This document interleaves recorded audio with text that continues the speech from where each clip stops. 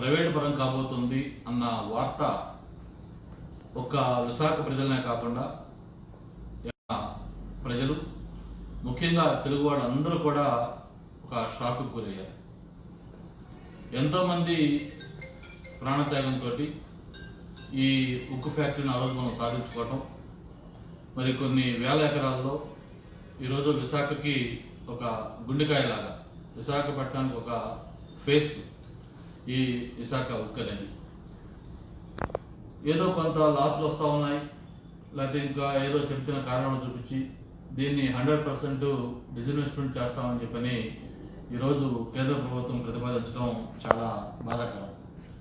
ఒకసారి plant start అయ్యే నేపథ్యం ఒకసారి తీసుకుంటే, ఆ రోజు ఈ ప్లాంట్ కోసం పోరాడుతున్న సమయంలో విశాఖపట్నంలో ఈ ప్లాంట్ పెట్టాలనే దాని మీద ఒక ఉమ్మడి ఆంధ్రప్రదేశ్ రాష్ట్రమే కాకుండా సౌత్ ఇండియాలో ఉన్న అన్ని రాష్ట్రాలు కూడా ఆ రోజు పార్లమెంట్లో ఈ ఉక్కు ప్లాంట్ స్థాపన కోసం మనకి సపోర్ట్ ఇచ్చిన విషయం మీకు గుర్తుంది.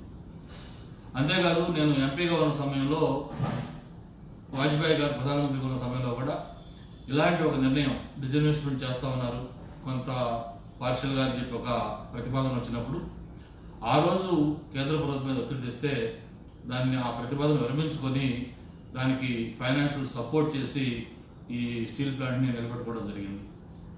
మరి అటువంటి స్టీల్ ప్లాంట్ ఈరోజు వేల ఎకరాల భూమితోటి వేల మంది కార్మికుల జీవనోపాధి కల్పిస్తూ ప్రత్యక్షంగా పరోక్షంగా విశాఖపట్నం ఒక గుండె చప్పుడుగా ఉన్న ఈ స్టీల్ ప్లాంట్ ప్రైవేటీకరణ అనేది ఎట్టి పరిస్థితుల్లో కూడా మనందరం ఖండించాల్సిన అవసరం ఉంది.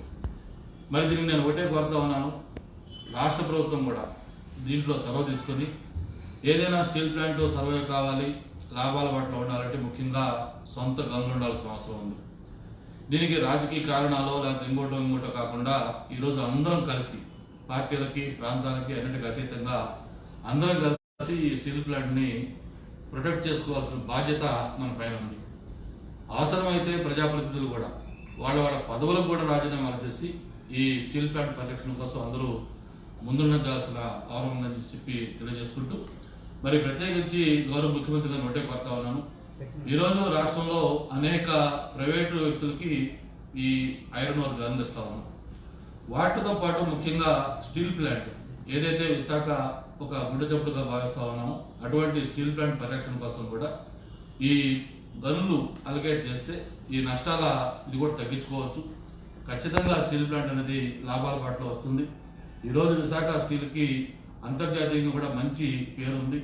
మరి అటువంటి స్టీల్ ప్లాంట్ని అందరం కూడా కాపాడుకోవాలని చెప్పని మరొకసారి కోరుకుంటూ, దీనికి గౌరవ ముఖ్యమంత్రి గారు కూడా ఈ స్టీల్ ప్లాంట్ పరిరక్షణ కోసం అవసరం వస్తే వెంటనే ఒక ఆల్ పార్టీ డెలిగేషన్ కూడా ఢిల్లీకి తీసుకెళ్లి గౌరవ పిఎం గారు కూడా కలిసి ఈ స్టీల్ ప్లాంట్ కాపాడుకోవాల్సిన సమయం ఆసనమైందని చెప్పని తెలియజేసుకుంటూ, మరొకసారి ప్రజాప్రతినిధులందరూ కూడా ఒకటే కోరుతా ఉన్నాం, అది పార్టీలు ప్రాంతాలు పక్కన పెట్టడం, మన గుండె చప్పుడు మన యొక్క ఫేస్ విశాఖపట్నం ఉక్కు ఫ్యాక్టరీ కాపాడుకోవడం కోసం అందరం కలిసి అవసరం వస్తే పదవులకు రాజీనామా చేసినా సరే ముందుకు నడుద్దాం, కార్మికులకి ప్రజలకి అండగా ఉన్నామని చెప్పని మీ ద్వారా అప్పీల్ చేస్తాం.